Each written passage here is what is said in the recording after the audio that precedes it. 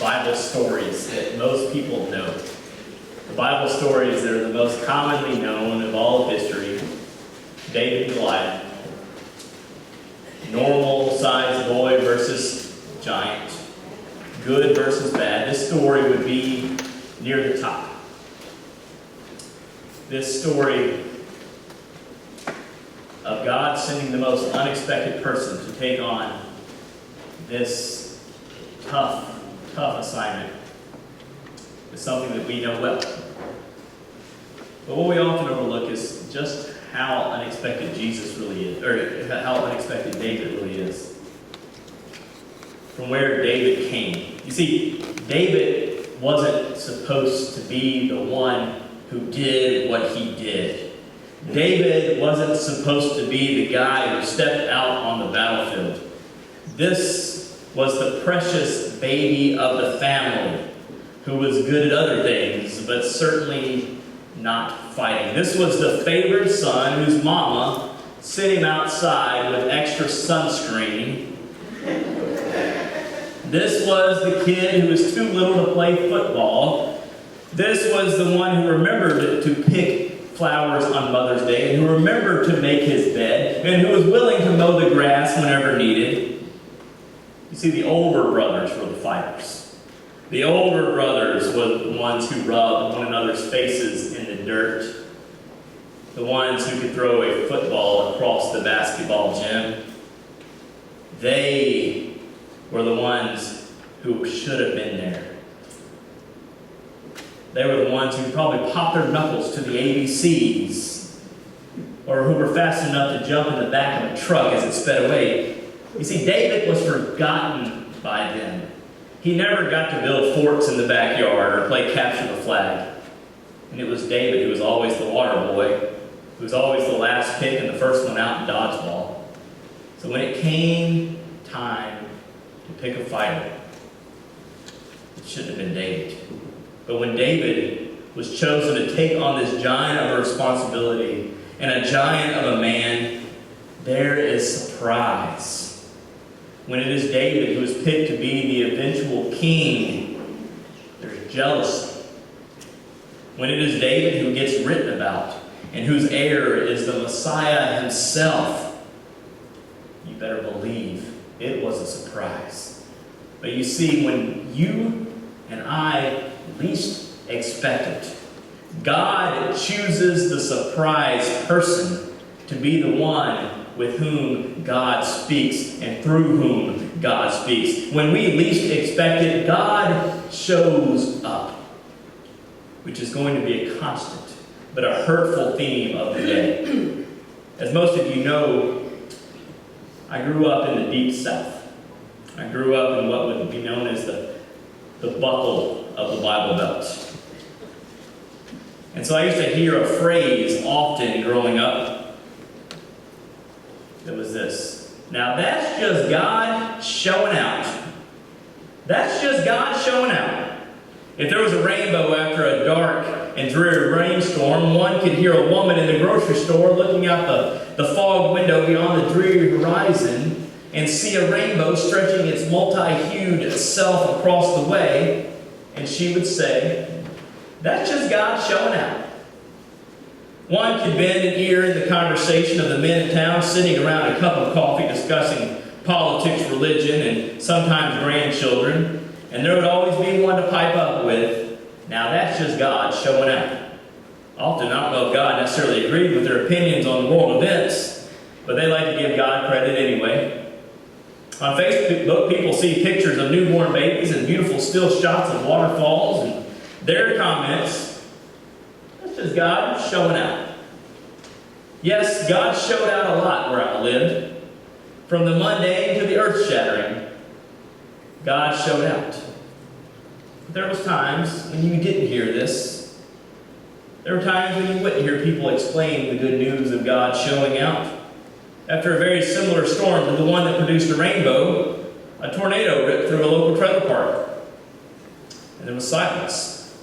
In a similar restaurant to the one in which the men sat drinking coffee, a waitress goes home under-tipped and overworked to a home with no air conditioning in the brutal southern summer.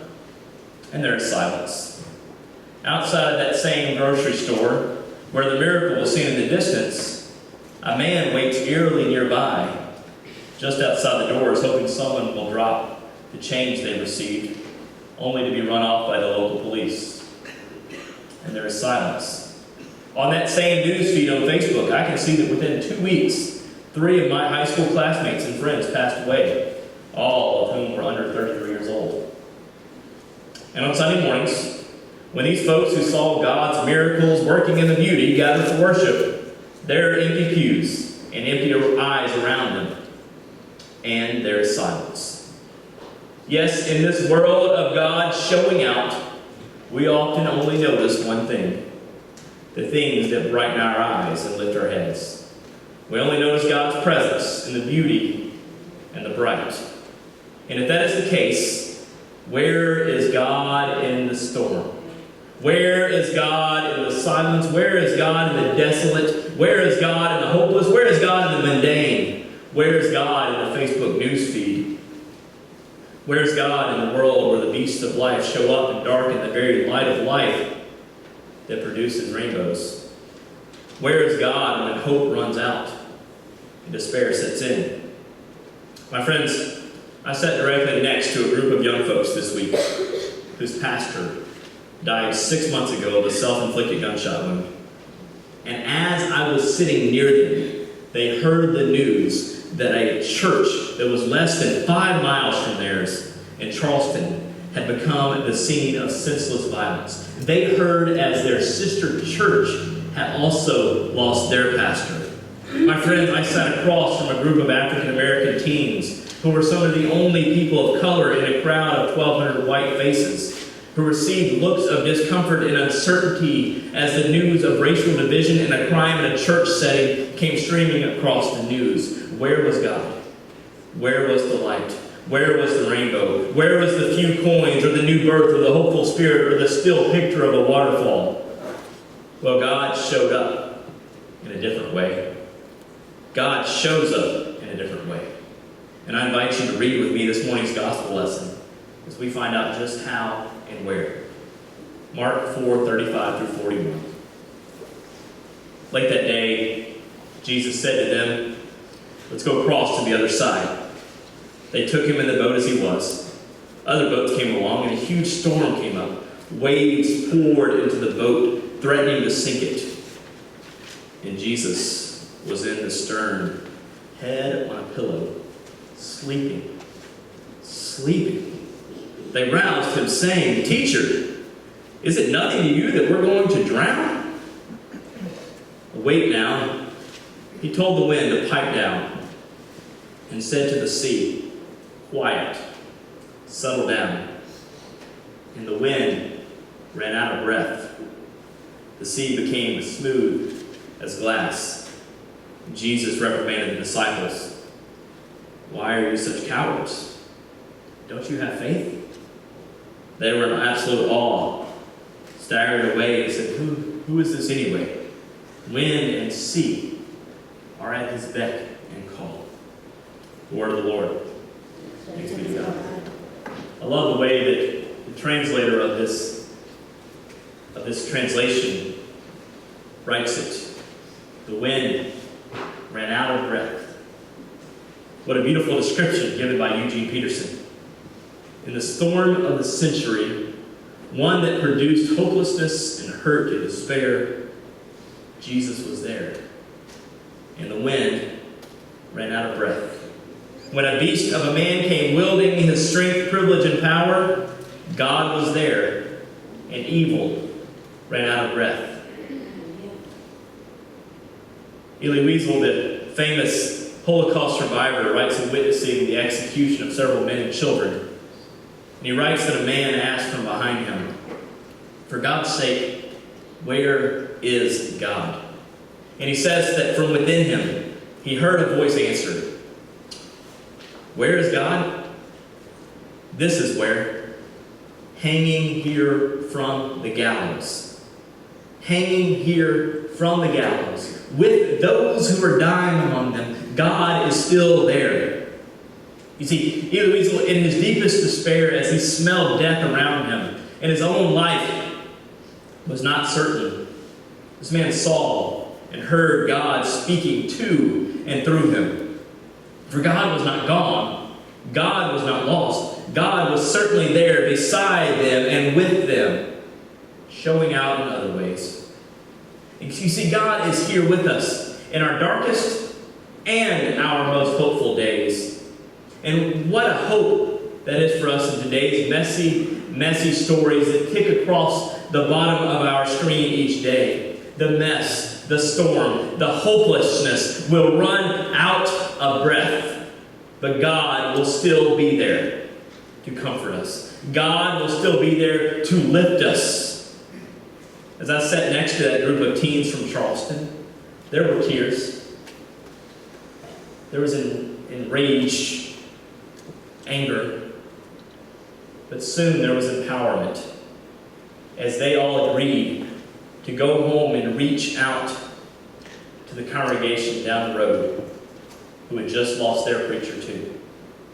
As I sat with the African American community, there was a hope as there were friendships that blossomed from folks of varying races who wanted to stand with them and help them overcome the injustices of racism.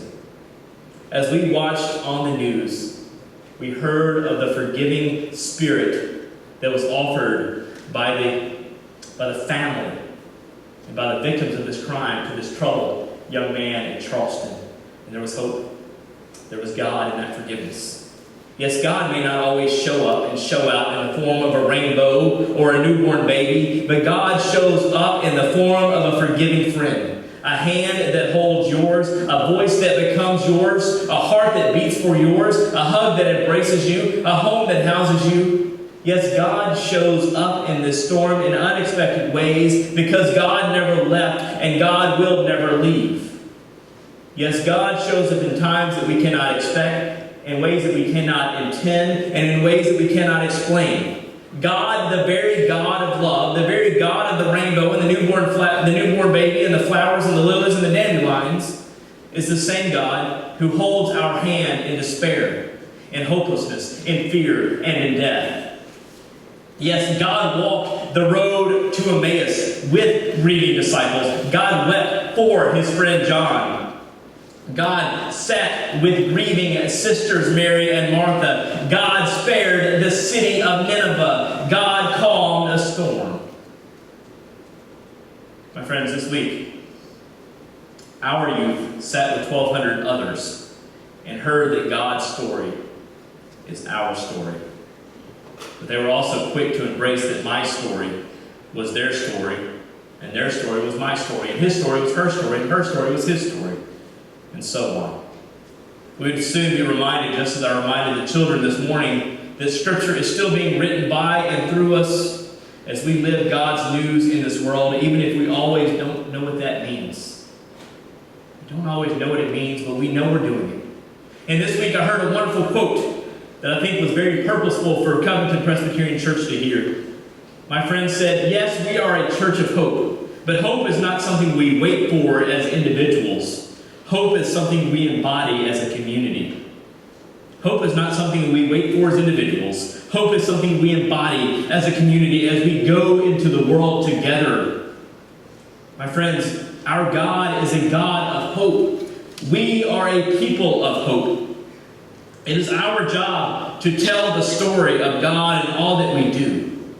Because, well, we never know where God might show up and show out. And rather than ending in prayer today, I want you to reach out and hold the hand of someone near you. And we're going to join our voices together as we sing the first verse and chorus of the song we just sang, I Love to Tell the Story. Hymn number 444. You may remain seated. Hold the hands.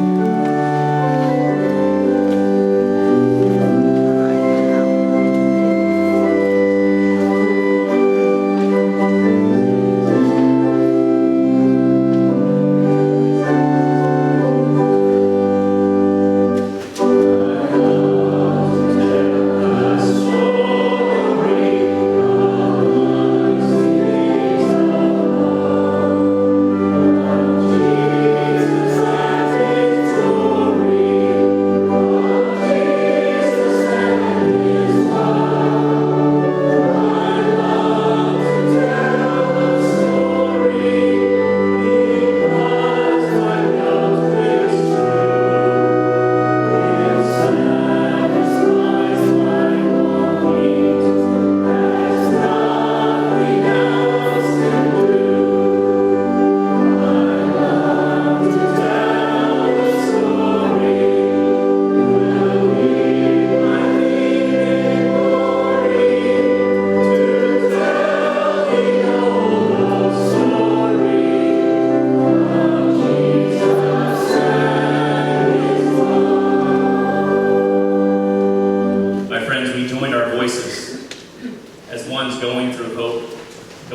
fear, going through joy, we who sometimes have no hope are surrounded by those who embody it. My friends, let us discover that God is telling us a story that we need to hear.